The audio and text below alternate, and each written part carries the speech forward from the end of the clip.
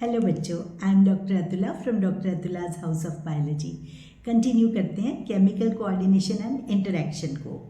तो अभी हमने हाइपोथैलेमस और पिट्यूटरी के हार्मोन्स की बात की थी। अगला अब हम टेकअप कर रहे हैं पीनियल बॉडी को। हमने बात की थी ना कि ब्रेन के अंदर हमारे पास तीन चीज़ें, हाइपोथैलेमस, पिट्यूटरी एंड साथ ही साथ हमारे पास पीनियल ग्लैंड होती है। Pineal gland is also called epiphysis. तो आप ऐसे सोचो कि फ्लोर पे, हाइपोथैलेमस के फ्लोर पे पिट्यूटरी है, तो ऊपर वाली साइड से पीनियल बॉडी है। तो पीनियल बॉडी इज एपिफाइसिस। और एपिफाइसिस में क्या होता है कि ना, ये dorsal side of fore brain पे लोकेटेड होती है पीनियल बॉडी। इसमें से एक हार्मोन रिलीज होता है melatonin. Don't confuse it with melanocyte stimulating hormone, वो MSH था, ये मेलेटोनिन है। वो मेलेनिन रिलीज कर रहा था। ये मेलेटोनिन जो है ये डायर्नल रिदम्स को रेगुलेट करता है। डायर्नल रिदम मीन्स जैसे कि sleep wake cycle.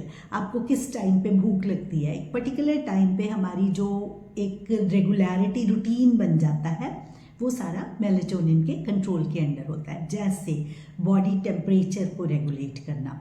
In addition ये मेटाबॉलिज्म को, पिगमेंटेशन को, मेंस्ट्रुअल साइकिल को और हमारी डिफेंस एबिलिटी को भी कंट्रोल करता है मेलेटोनिन। तो छोटी सी gland, pineal gland, melatonin release करती है। तो मेलेटोनिन की रिलीज ना डार्क में ज़्यादा होती है, अंधेरे में ज़्यादा होती है। तभी कहते हैं ना कि I want to have my beauty sleep. तो मेलेटोनिन की रिलीज ही इसके लिए रिस्पॉन्सिबल होती है, पिगमेंटेशन वगैरह के लिए भी साथ में।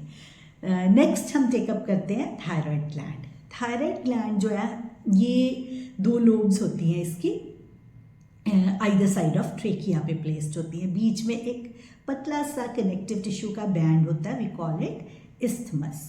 इसके अंदर क्या होता है कि ग्लैंड के अंदर हमारे पास फॉलिकल्स और स्ट्रोमल टिश्यू की प्रेजेंस होती है। हर जो फॉलिकल्स वाला पार्ट है, फॉलिकल सेल्स हैं, वो एक कैविटी को इनक्लोज करते हैं और उस कैविटी के अंदर दो हार्मोन्स सिंथेसाइज होते हैं। One is tetra iodothyronine, we call it T4, और दूसरा हमारे पास थायरॉक्सिन भी बोलते हैं इसे, एंड ट्राई आइडोथायरिन T3 बोलते हैं। इस ग्लैंड की एक्टिविटी के लिए आयोडीन इज एसेंशियल। तो आयोडीन आप सुनते हैं कि आयोडाइज्ड सॉल्ट खाना चाहिए। तो आयोडीन सी फूड में काफ़ी ज़्यादा अमाउंट में होती है। हमने किया था जब ब्राउन एल्गी की बात की थी, तो उसमें दैट वाज आयोडीन रिच। अब जैसे अगर थायराइड की ग्लैंड अपने डिजायर्ड फंक्शन से कम काम कर रही है, वी कॉल इट हाइपोथायराइडिज्म। अगर ओवर सिक्रीशन हो रही है थायराइड ग्लैंड के हार्मोन्स की, we call it hyperthyroidism. Hypothyroidism में यूजुअली थायराइड ग्लैंड की एनलार्जमेंट हो जाती है, तो वो उस कंडीशन को ग्वाइटर बोला जाता है। यहाँ से स्वेल की होती है गर्दन, तो that is called goitre. Hyperthyroidism अगर प्रेगनेंसी के अंदर हो जाए तो फीटस की डिफेक्टिव ग्रोथ एंड डेवलपमेंट हो जाती है। तो मतलब इसमें क्या होगा, स्टंटेड ग्रोथ ऑफ बेबी। ऐसी कंडीशन को बोलते हैं क्रेटिनिज्म।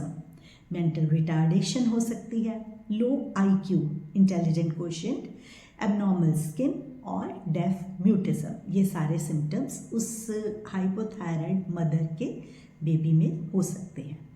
एडल्ट्स में अगर देखें तो हाइपोथायराइडिज्म की वजह से मेंस्ट्रुअल इरेगुलरिटीज़ देखी गई हैं। तो इसके साथ अगर हम देखें कि अगर थायराइड की एनलार्जमेंट हो जाए या कोई उसमें नोड्यूल्स बन जाए या किसी कैंसर की वजह से हाइपर सिक्रीशन होनी हो जाए, तो उसे हम हाइपरथायराइडिज्म बोलते हैं। वो भी बॉडी के फिजियोलॉजिकल फंक्शंस को एडवर्सली अफेक्ट करती है। इसी तरह हाइपरथायराइडिज्म की एक और फॉर्म है, उसे हम बोलते हैं एक्सोथैल्मिक ग्वाइटर या इसे बोला जाता है ग्रेव्स डिजीज। इसमें क्या होता है, आईज प्रोट्रूडिंग होती हैं ऐसे पर्सन की, और साथ ही साथ इसमें बेसल मेटाबॉलिक रेट जो है वो स्पीड अप हो जाता है, क्योंकि थायराइड ग्लैंड का जो हार्मोन है ना, उसका मेजर फंक्शन ही बीएमआर से है। तो अगर किसी को हाइपोथायराइडिज्म होगा तो उसका बीएमआर स्लो डाउन हो जाएगा, हाइपरथायराइडिज्म होगा तो बीएमआर बढ़ जाएगा। तो नॉर्मल रेगुलेशन के लिए थायराइड हार्मोन्स बीएमआर के रिस्पॉन्सिबल होते हैं। इसके साथ ही साथ जो थायराइड ग्लैंड है वो आरबीसी की प्रोडक्शन भी करती है, इसे बोलते हैं इरिथ्रोपोइसिस। इसके अलावा metabolism of carbohydrates, fats and proteins के लिए ये रिस्पॉन्सिबल है थायराइड ग्लैंड। एडिशनली वाटर और इलेक्ट्रोलाइट बैलेंस थायराइड हार्मोन के ग्लैंड के कंट्रोल के अंडर है। तो आप देख सकते हो कि मेजर हमारा जो मेटाबॉलिज्म है वो सारा थायराइड ग्लैंड के कंट्रोल के अंडर है। अगर हम देखें तो एंडोक्राइन ग्लैंड्स में से this is the largest gland also, thyroid gland जो है। तो आप अगर आपको याद हो, फ्रॉग के अंदर एक करते थे कि मेटामॉर्फोसिस अगर फ्रॉग के टैडपोल का इनटू एडल्ट फ्रॉग होगा ही नहीं अगर थायराइड ग्लैंड रिमूव कर दी जाए फ्रॉग के टैडपोल में से। लिंक्ड नहीं है, बस वैसे ही मुझे दिमाग में आया कि ये आपको बताया जा सकता है, फैक्ट। एमसीक्यू है ये नीट व्यू पॉइंट से। अब हम बात करते हैं थायराइड ग्लैंड से ही एक दूसरा हार्मोन रिलीज होता है, we call it TCT, thyrocalcitonin. Thyrocalcitonin blood के कैल्शियम लेवल्स को कंट्रोल करता है, ये लोअर डाउन करता है ब्लड कैल्शियम को। अभी हम अगली ग्लैंड में, पैराथायराइड ग्लैंड में, इसका एंटागोनिस्टिक जो है वो टेकअप करेंगे। तो नेक्स्ट ग्लैंड है parathyroid gland. Parathyroid gland thyroid gland के ऊपर प्रेजेंट होती है, लेकिन it is on the back side of thyroid gland, one pair on each of the two lobes, मतलब 4 पैराथायराइड ग्लैंड्स होती हैं। इसके अंदर से भी एक पेप्टाइड हार्मोन रिलीज होता है, उसे बोलते हैं पैराथायराइड हार्मोन्स या पीटीएच, या इसे कॉलिप्स हार्मोन भी बोला जाता है। तो पीटीएच जो है वो ब्लड में कैल्शियम लेवल्स को रेज करता है। आप याद रखो कि ये पैम्पर करता है ब्लड कैल्शियम को। ब्लड में कैल्शियम कहाँ से आएगा? अब वो क्या करता है, पीटीएच बोन रीएब्जॉर्प्शन में हेल्प करता है, मतलब demineralisation of the bone, bone में से डिसॉल्व करके वो ब्लड में लेके आ रहा है। दूसरा, रीनल ट्यूब्यूल्स में से एडिशनली कैल्शियम को रीएब्जॉर्ब करने में हेल्प करता है। तीसरा, डाइजेस्टेड फूड में से भी कैल्शियम की रीएब्जॉर्प्शन करता है। तो इन 3 तरीकों से पीटीएच ने ढेर सारा कैल्शियम ब्लड में इकट्ठा कर लिया। इसी चीज को बैलेंस करता है टीसीटी या थायरोकैल्सिटोनिन। तो थायरोकैल्सिटोनिन एंड पैराथॉर्मोन एक दूसरे के एंटागोनिस्टिक पेयर्स हैं। पैराथॉर्मोन जो है ब्लड में कैल्शियम का लेवल बढ़ाता है और टीसीटी इसको स्टेबलाइज करता है, लोअर डाउन करता है।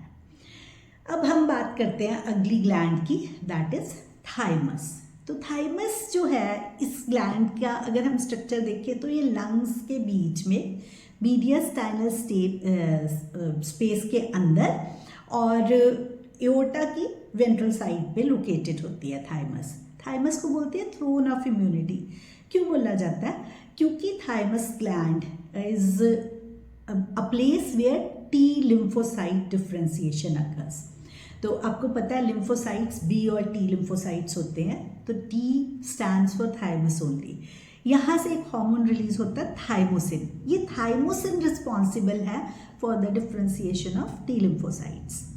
T lymphocytes further cell mediated immunity को कंट्रोल करते हैं।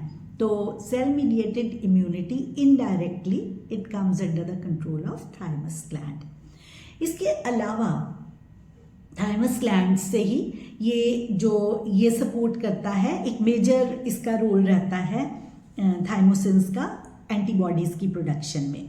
तो जब एंटीबॉडीज़ प्रोड्यूस होंगी तो एंटीबॉडी मीडिएटेड या एएमआई इम्यूनिटी प्रोवाइड करेगा। इसी को हम ह्यूमोरल इम्यूनिटी भी बोल देते हैं।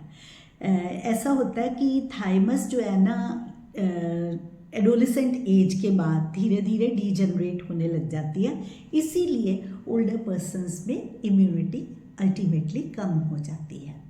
अगली ग्लैंड हम टेकअप कर रहे हैं एड्रिनल ग्लैंड। तो जो एड्रिनल ग्लैंड है ना, हमारी बॉडी में एक पेयर होता है एड्रिनल ग्लैंड का, एंटीरियरली प्लेस्ड होती है किडनी के ऊपर।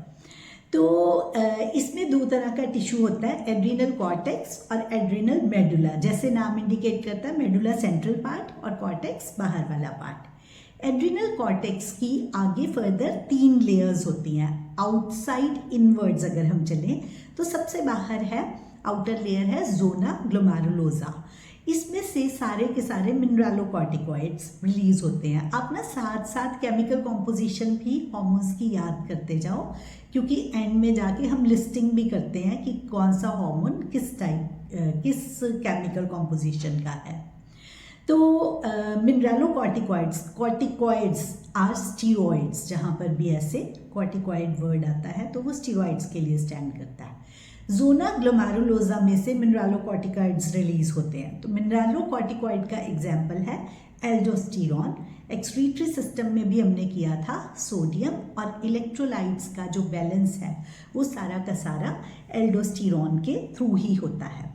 इसी में एल्डोस्टेरॉन में ही excretion of potassium and phosphate ions भी होता है। तो अब ये सारा काम कर रहा है, तो इसका मतलब ये क्या क्या करेगा, इलेक्ट्रोलाइट्स को भी बैलेंस कर रहा है, साथ ही साथ बॉडी का fluid volume and osmotic pressure, blood pressure, ये सारा का सारा एल्डोस्टेरॉन के कंट्रोल में है। कंडीशन रिजॉर्प्शन में हमने एल्डोस्टेरॉन की बात की थी, अलॉन्ग विद ADH, DCT से ये चेकअप करता था। तो it was a part of RAS system, renin angiotensin aldosterone system. अब सेकेंड लेयर जो है, middle layer, we call it zona fasciculata. Zona fasciculata में सारे के सारे ग्लूकोकॉर्टिकॉइड्स आते हैं। तो glucocorticoids as the name indicates, ये ग्लूकोज के मेटाबॉलिज्म के लिए ये वाले स्टीरॉयडल हार्मोन्स रिस्पॉन्सिबल होंगे।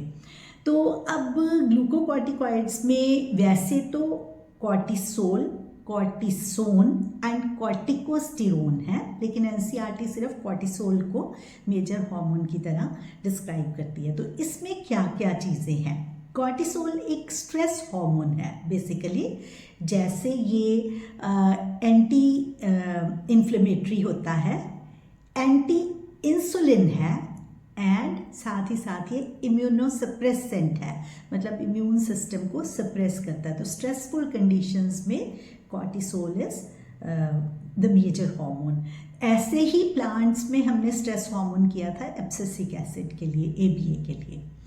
अब अगर आप सोचो लॉजिकली थोड़ा याद करने की कोशिश करो, अगर स्ट्रेसफुल कंडीशंस हैं तो हमें बॉडी को ज़्यादा ग्लूकोज चाहिए, तो that's why this is anti insulin. Insulin क्या करता है? इंसुलिन ब्लड में से ग्लूकोज के लेवल को घटाता है, तो ये ब्लड में ग्लूकोज के लेवल को बढ़ाएगा। इसी तरह से ये ग्लूकोनियोजेनेसिस करता है। ग्लूकोनियोजेनेसिस, नियो मीन्स नए तरीके से ग्लूकोज का फॉर्मेशन कैसे होगा? जैसे कोई अमाइनो एसिड से, प्रोटीन से और चीज़ों से और केमिकल सब्सटेंसेस से ग्लूकोज का सिंथेसिस। साथ ही साथ ये लिपोलाइसिस, लिपिड्स का लाइसिस, स्प्लिट अप करना, प्रोटियोलाइसिस, प्रोटीन्स की स्प्लिटिंग, क्योंकि अब बॉडी को लग रहा है कि इमरजेंसी कंडीशंस है, मुझे एनर्जी की रिक्वायरमेंट है। इसके साथ ही साथ ये सेलुलर अपटेक और यूटिलाइजेशन ऑफ अमाइनो एसिड्स को इनहिबिट करता है कि बॉडी को मैक्सिमम न्यूट्रिएंट्स अवेलेबल हो जाए। तो पर्टिकुलरली इसमें साथ ही साथ ये RBC की प्रोडक्शन भी करेगा। तो आप देख सकते हो कि कुछ सिनर्जिस्टिक इफेक्ट्स भी हैं, जैसे RBC की प्रोडक्शन जो है वो हमने पहले भी की कि हाँ वो थायराइड ग्लैंड के थ्रू RBC इरिथ्रोपोइसिस करता है। तो इसी तरह ये भी कॉर्टिसोल भी स्ट्रेस हार्मोन ये सारे फंक्शंस परफॉर्म करता है। अब इसके अलावा हमारे पास तीसरी लेयर है inner most, that is zona reticularis. Zona reticularis में सारे के सारे सेक्स कॉर्टिकॉइड्स प्रोड्यूस होते हैं। उसमें कौन आएगा? एंड्रोजन्स में testosterone and estrogen. Testosterone is responsible for secondary male sexual characters, whereas estrogen is responsible for secondary female sexual characters. तो स्मॉल अमाउंट्स प्रोड्यूस होते हैं टेस्टोस्टेरोन एंड ईस्ट्रोजन के. तो जो कॉर्टेक्स के उसमें अगर हम बात करते हैं ग्लूकोकॉर्टिकॉइड्स की, तो कार्बोहाइड्रेट मेटाबॉलिज्म में मतलब जो एड्रिनल कॉर्टेक्स की अगर फंक्शनिंग प्रॉपर ना हो तो कार्बोहाइड्रेट मेटाबॉलिज्म रिलेटेड एक डिसऑर्डर होता है, we call it Addison's disease. इसमें एक्यूट वीकनेस और फटीग होती है. तो इस डिजीज़ का ये मतलब एड्रिनल कॉर्टेक्स की मैल फंक्शनिंग की वजह से एडिसन्स डिजीज़ होती है. अब हम बात करते हैं इसी के एड्रिनल के मेडुला की. तो अगर हम मेडुला की बात करें, मेडुला में से रिलीज होने वाले हार्मोन्स को कैटकोलामीन्स बोलते हैं. इसमें दो हैं, adrenaline and noradrenaline. Adrenaline is epinephrine और noradrenaline is norepinephrine. अब मतलब इनके नाम चेंज हो गए हैं. तो ये क्या है, ये इमरजेंसी हार्मोन्स हैं. तो इसे बोलते हैं 3F हार्मोन एड्रिनलिन को, flight, fright and fight hormone की. मतलब इमरजेंसी कंडीशंस में ये इसकी प्रोडक्शन होगी. तो आप सोचो कि क्या क्या होगा. इसके अंदर अलर्टनेस बढ़ा, मतलब ये हार्मोन्स का फंक्शन क्या है, अलर्टनेस बढ़ाते हैं, प्यूपिलरी डायलेशन करते हैं, पाइलो इरेक्शन मतलब गूज बम्प्स की फॉर्मेशन होती है कि हेयर इरेक्ट हो जाते हैं, एंड साथ ही साथ स्वेटिंग को ये इंक्रीज करते हैं. ये सारी इमरजेंसी कंडीशंस होगी ना. अगर आप दिमाग में लेके चलो कि एग्जामिनेशन है या कोई और अर्जेंट कंडीशन है कि आपको चीज़ें नहीं आती, तो जो सिम्टम्स आते हैं उनकी बात हो रही है. इसके अलावा ये जो दोनों हार्मोन्स हैं ये हार्ट बीट को बढ़ाएंगे, strength of heart contraction, rate of respiration and glycogen का ब्रेकडाउन करते हैं, सो दैट ग्लाइकोजन से ब्रेकडाउन होके ग्लूकोज की फॉर्मेशन हो. अभी हमने बात की थी ना कॉर्टिसोल में, तो ऑलमोस्ट ये सिमिलर वो वाला फंक्शन हो गया कि यहाँ पर भी उसी तरह प्रोटियोलाइसिस लिपोलाइसिस की ज़रूरत है. तो ग्लाइकोजन से रिलीज होके ग्लूकोज की फॉर्मेशन हो जाएगी. तो प्रोटियोलाइसिस, लिपोलाइसिस ये हमारे मेजर इसके एड्रिनल के ग्लैंड के मेडुला के फंक्शंस हैं.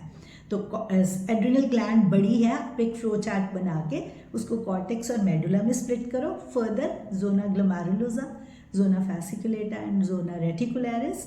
ग्लोमेरुलोसा में मिनरलोकॉर्टिकॉइड्स में एल्डोस्टेरोन, फैसिकुलेटा में ग्लूकोकॉर्टिकॉइड्स में major cortisol and zona reticularis में testosterones and estrogen, whereas medulla के दो कैटकोलामीन्स एड्रेनलिन एंड नॉरएड्रेनलिन.